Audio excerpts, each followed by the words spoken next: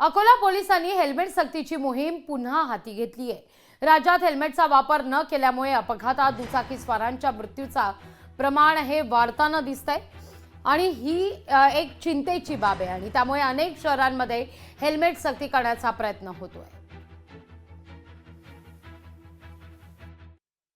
माननीय पोलीस अधीक्षक श्री बच्चन सिंह साहेब यांनी शहर वाहतूक नियंत्रण शाखेला आदेशित केले, संपूर्ण अकोला जिल्ह्यामध्ये दुचाकी वाहन चालक हे आपले वाहन चालविताना हेल्मेट परिधान करूनच दुचाकी वाहन चालवतील। दुचाकी वाहन चालविताना हेल्मेट परिधान न केल्यास त्यांच्यावर मोटार वाहन कायद्याप्रमाणे कारवाई करण्यात येईल। जे हेल्मेट सक्ती सध्या आपल्या अकोला पोलिसांनी केली आहे त्याचं तर आम्ही स्वागत करतो।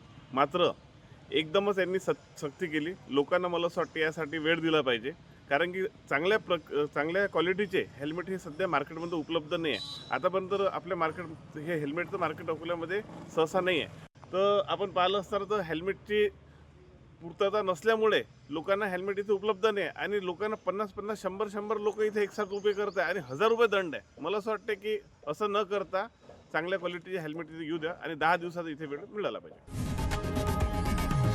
लोकशाही मराठी ऐका, पहा, जागरूक रहा।